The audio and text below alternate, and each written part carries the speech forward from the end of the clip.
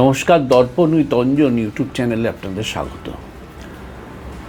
এখনও কিন্তু আন্দোলন, ডক্টরদের যে আন্দোলন, জুনিয়র ডাক্তারদের আন্দোলন, সেই আন্দোলনের মেটার কোনো পরিস্থিতি দেখা যাচ্ছে না। রাজ্য সরকারের পক্ষ থেকে জানিয়ে দেওয়া হয়েছে যে কোনো রকম শর্ত ছাড়া তারা আলোচনায় বসতে রাজি। মুশকিল হচ্ছে যে এই কথাটা বলা মানেই তো একটা শর্ত চাপিয়ে দেওয়া। ফলে জুনিয়র ডাক্তাররা স্বাভাবিকভাবেই সরকারের এই শর্ত না চাপানোর শর্তকে অস্বীকার করছেন। ফলে পরিস্থিতি ক্রমশ জটিল হচ্ছে।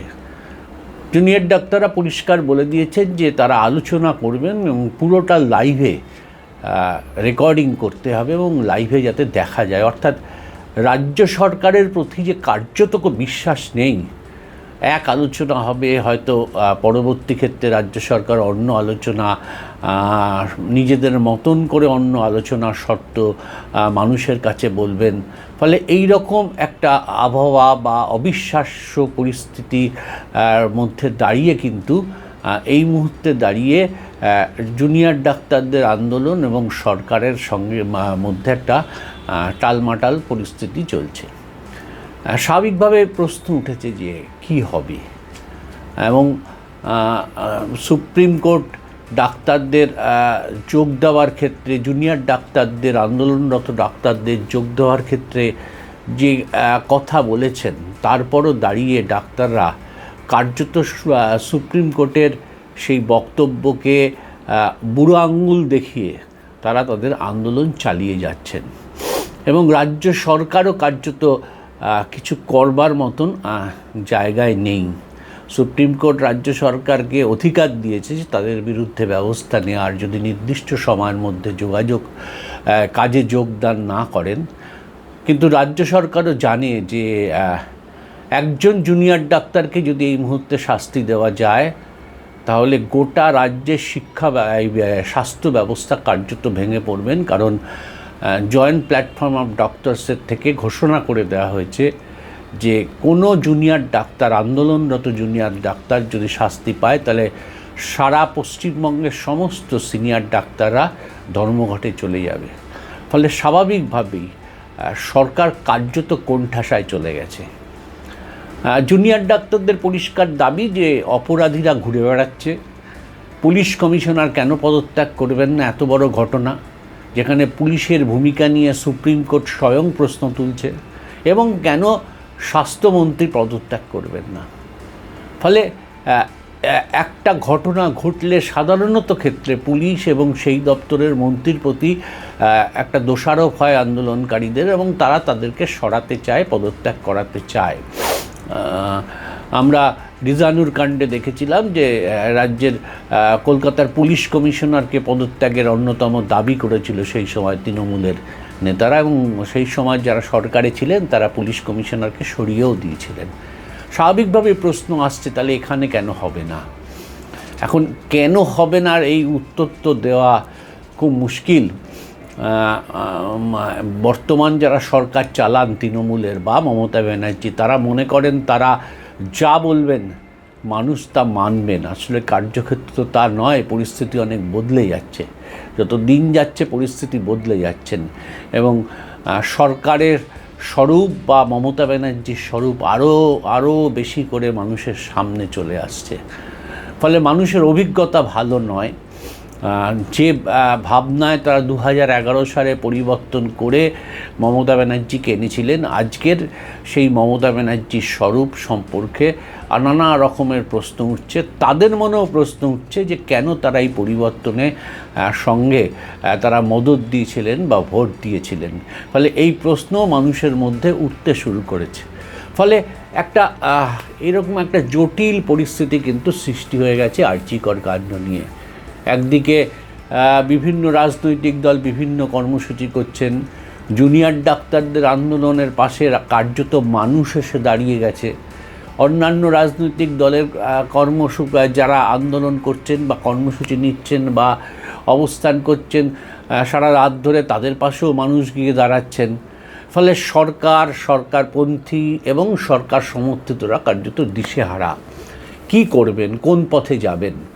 সেই জায়গায় দাঁড়িয়ে স্বাস্থ্য ভবন অভিযানকে কেন্দ্র করে একটা জুনিয়র ডাক্তার আন্দোলনরত জুনিয়র ডাক্তারদের সঙ্গে একটা আলাপ আলোচনার মাধ্যমে সমস্যা মেটানোর একটা যে আশা দেখা গেছিল, কার্যত সরকার কোনো রকম শর্ততে আলোচনা হবে না এই শর্ত চাপানোর ফলে জুনিয়র ডাক্তাররা সেই আলোচনায় অংশগ্রহণ করবে না বলে জানিয়ে দিয়েছেন। কারণ সরকারই যখন বলছে যে কোনো শর্ত ছাড়া আলোচনা হবে না, স্বাভাবিকভাবেই এই শর্তর ব্যাপারে জুনিয়র ডাক্তারদের আপত্তি আছে। তারা পরিষ্কার জানিয়ে দিয়েছেন যে আলোচনা হবে পুরোটাই লাইভের মাধ্যমে, যাতে মানুষ দেখতে পারে, রাজ্যের মানুষ বা সারা দেশের মানুষ দেখতে পারেন, এবং এত সংখ্যক প্রতিনিধি নিয়ে তাদের আলোচনায় অংশগ্রহণ করতে দিতে হবে। ফলে এটা তো সরকারের না মানার কিছু নেই, এমন কোনো বিষয়ও নয়। ফলে স্বাভাবিকভাবেই বিষয়টা নিয়ে জলঘোলা হচ্ছে।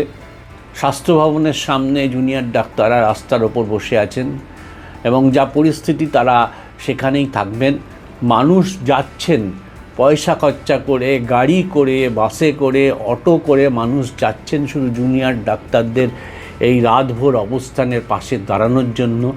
শুধু যাচ্ছেন না, নতুন ধরনের চেহারা দেখা যাচ্ছে যে মানুষ সঙ্গে করে খাওয়ার নিয়ে যাচ্ছে, জল নিয়ে যাচ্ছে, বিস্কুট কিনে নিয়ে যাচ্ছে, কলা কিনে নিয়ে যাচ্ছে। এক বিরল অভিজ্ঞতা বলতে পারেন।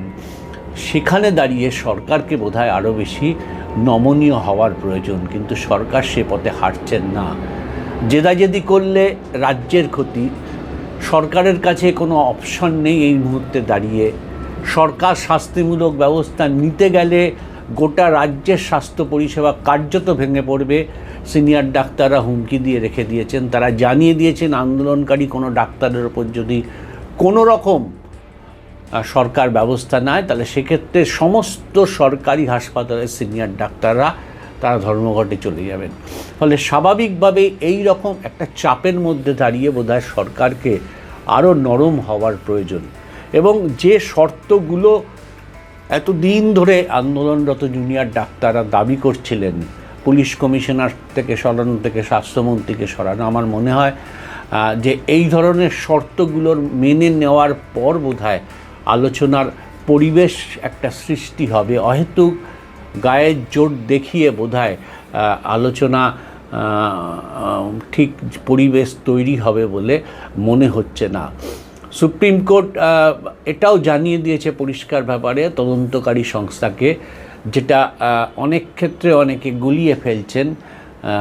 জুনিয়র ডাক্তারদের সম্পর্কে কাজে যোগ দেওয়ার বিষয়টি সামনে চলে আসছে, কিন্তু এটা পরিষ্কারভাবে সিবিআইয়ের খামে মোড়া রিপোর্টের ভিত্তিতে পরিষ্কারভাবে জানিয়ে দিয়েছেন যে সিবিআই যদি মনে করেন এই ঘটনায়, আরজি করের ঘটনায় কোনো প্রভাবশালী ব্যক্তি যুক্ত আছেন, এক বা একাধিক, তাহলে নির্দ্বিধায় তারা তাদেরকে হেফাজতে নিতে পারবেন এবং জিজ্ঞাসাবাদ করতে পারবেন।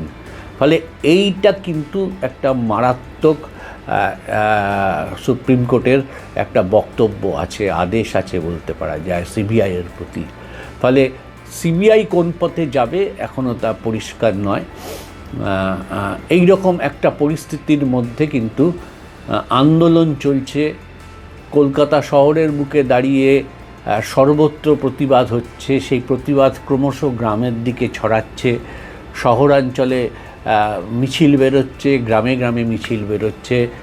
সেখানে দাঁড়িয়ে সরকারের এই ধরনের শর্ত চাপিয়ে বোধহয় আলোচনার ক্ষেত্রে পরিবেশকে ভণ্ডুল করা উচিত নয়, এটাই মনে করছেন অনেক মানুষ। খোলা মনে সরকারের উচিত ছাত্রদের সঙ্গে, আন্দোলনরত ডাক্তারদের সঙ্গে কথা বলে এই পরিস্থিতির সমাধান করা, না হলে যেরকম অবস্থা সৃষ্টি হয়ে আছে এবং ক্রমশ বাড়ছে আন্দোলনের রেশ, তাতে কিন্তু পরিস্থিতি, রাজ্যের পরিস্থিতি আরও জটিল হবে। ফলে সরকারকে নরম হতে হবে। সরকার নিজের আসন সংখ্যার বিচার করে ক্ষমতার আস্ফালন দেখিয়ে কিন্তু এই পরিস্থিতি মোকাবিলা করতে পারবে না। ফলে সরকারকে নরম হতে হবে। মানুষও চাইছে, রাজ্যের মানুষও চাইছেন যে সংখ্যাতত্ত্বের আসনের আস্ফালন না দেখিয়ে সরকার নরম হয়ে মানুষের যে দাবি, জুনিয়র ডাক্তারদের, আন্দোলনরত ডাক্তারদের যে দাবি, সেই দাবির কাছে সঙ্গে কথা বলে যতটা সম্ভব মেনে সরকার এগোক, এটাই মানুষের সরকারের কাছে প্রস্তাব।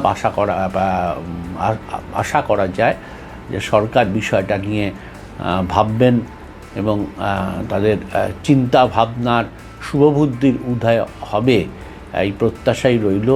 আপাতত এপিসোড এইটুকুই, পরের এপিসোডে অন্য বিষয় নিয়ে আসছি। ধন্যবাদ।